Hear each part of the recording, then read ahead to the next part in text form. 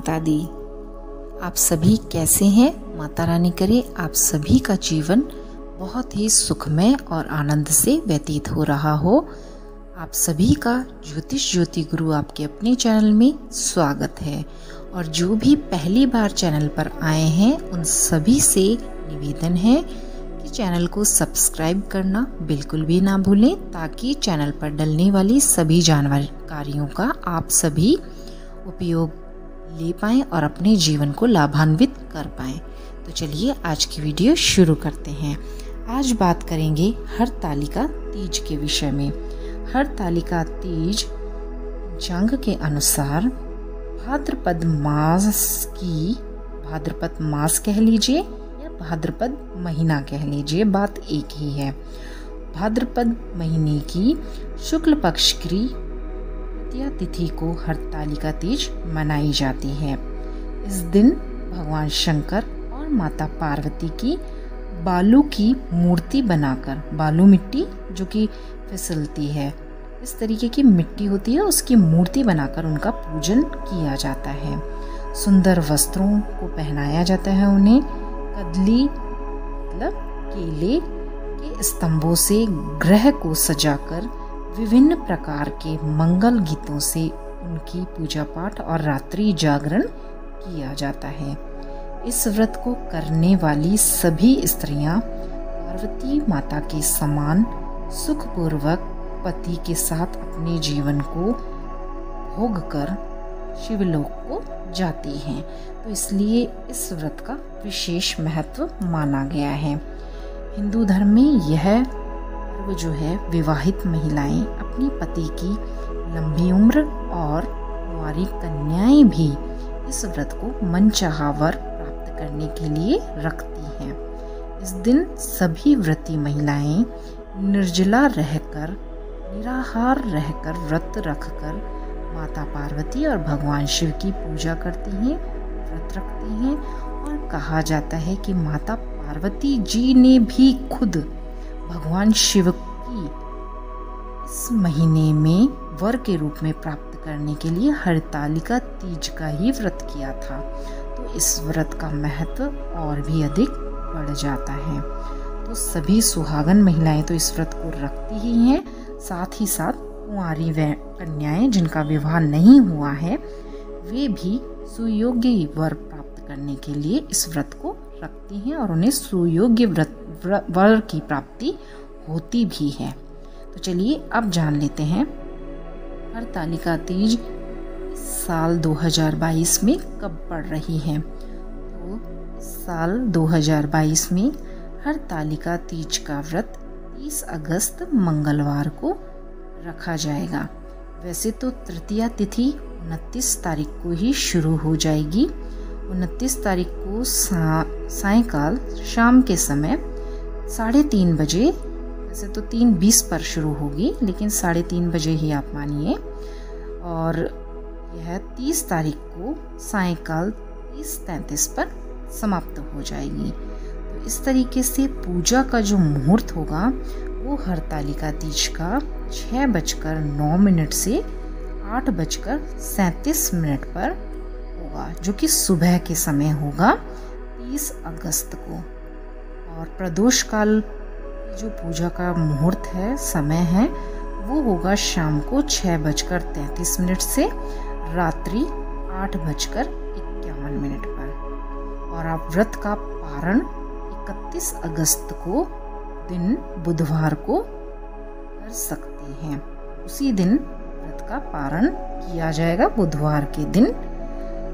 शास्त्रों के अनुसार हरतालिका जो तीज का व्रत है उसमें पूजा पाठ प्रातःकाल और प्रदोष काल दोनों ही समय करना श्रेष्ठ माना गया है। दोनों ही समय में पूजा पाठ की जाती है। इस दिन आप प्रातःकाल सुबह उठें, सभी कार्यों से अपने निवृत्त हों, स्वच्छ हो जाएं, स्नान कर लें, किसी भी पवित्र नदी का या गंगा जल डालकर स्नान कर लें, और फिर सबसे पहले जल हाथ में लेकर व्रत का संकल्प लें। व्रत का संकल्प लेना हर व्रत में सबसे ज़रूरी माना जाता है। तो आप भगवान शिव जी और माता पार्वती उनके सामने बैठकर व्रत का संकल्प लें।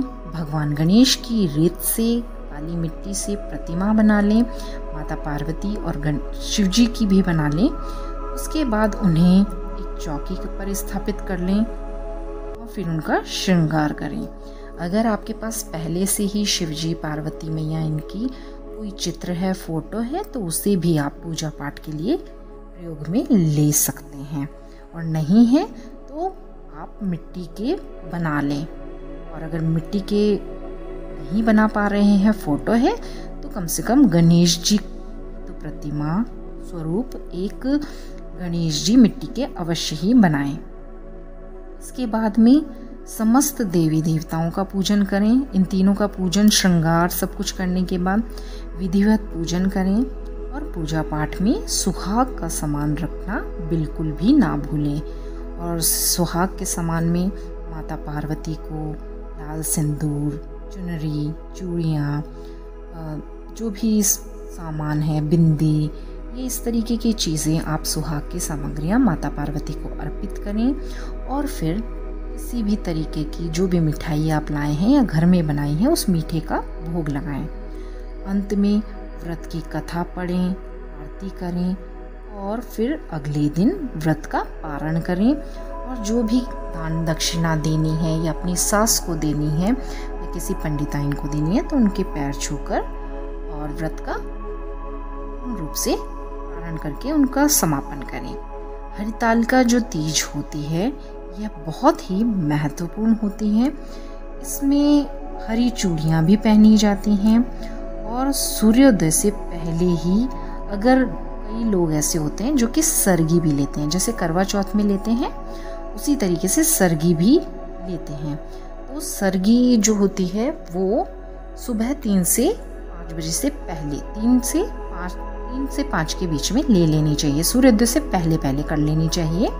उसके बाद फिर निर्जल रहकर व्रत, कई लोग इस तरह से भी व्रत रखते हैं। जैसी आपकी मान्यता है, जैसे आप हमेशा से रखते आए हैं, जो आपकी सास रखती हैं, मैं यह कहती हूँ कि पहले उनके कहे अनुसार आप व्रत को रखें।